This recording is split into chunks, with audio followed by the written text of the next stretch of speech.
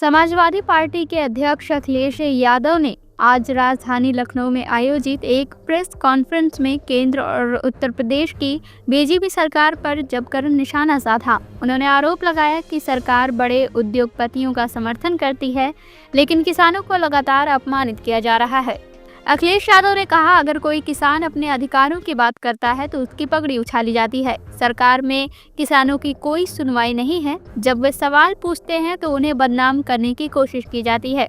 उन्होंने आरोप लगाया कि मूंगफली खरीद और धान भुगतान में भेदभाव व भ्रष्टाचार के कई प्रमाण मौजूद हैं, लेकिन सरकार चुप है।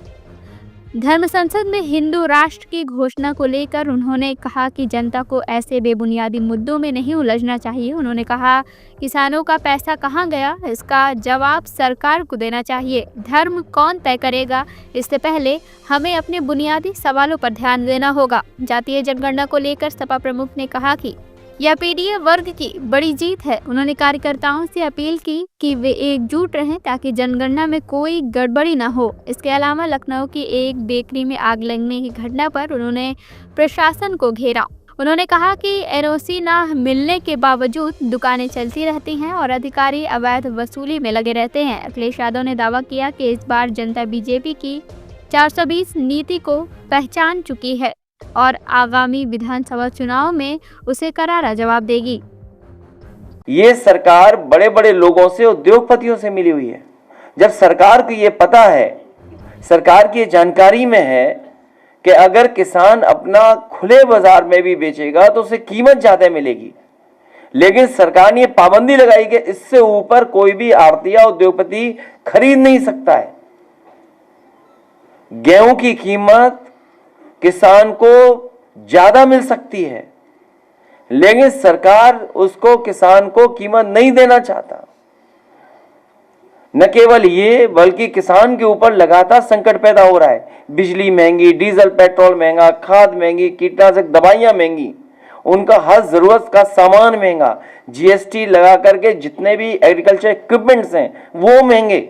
और अगर कोई सवाल पूछे, कोई इनसे सवाल करे तो उसके ऊपर कार्रवाई है।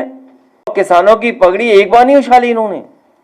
कई मौके ऐसे आए हैं जहां किसानों को इस भारतीय जनता पार्टी की सरकार ने अपमानित किया है। चाहे वो गाजीपुर से लेकर के गाजियाबाद तक कई उदाहरण हम दे सकते हैं जहां किसानों की लूट इस सरकार में हुई है और समय समय पे किसान को अपमानित होना पड़ा है। जहां तक भ्रष्टाचार का सवाल है, आज ही लखनऊ में आप में से बहुत सारे साथियों ने अखबार की वो तस्वीरें देखी होंगी जिसमें बेकरी में आग लगी, 2 लोगों की जान चली गई। ये एक जीता जागता हुआ भ्रष्टाचार का उदाहरण है। इस सरकार में भ्रष्टाचार, बेईमानी, लूट चरम सीमा पर है। ये एक उदाहरण दिया है। इसी तरह बुंदेलखंड में ये तो धान का उदाहरण दिया इन्होंने कि किस तरीके से खातों तक में पैसे का रिकॉर्ड है।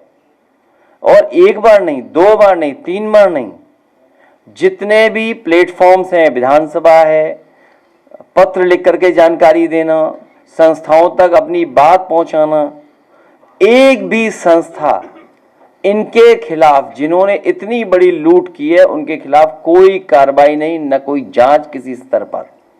मैं पीडीए समाज के सभी लोगों का बहुत बहुत धन्यवाद देता हूं।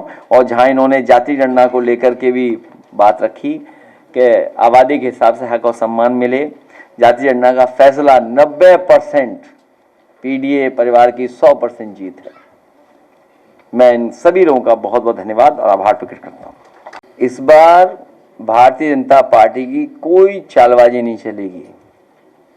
जो ये धांधली करते हैं, चुनावी धांधली करते हैं, इस बार 403 विधानसभाओं में भारतीय जनता पार्टी की कोई भी 420 ही नहीं चलने देंगे लोग। CIB इंडिया न्यूज की सभी खबरों को देखने के लिए लाल रंग की बटन को दबाकर चैनल को सब्सक्राइब जरूर करें, घंटी जरूर दबाएं ताकि हमारी सभी खबरों के नोटिफिकेशंस आप तक पहुंचते रहें।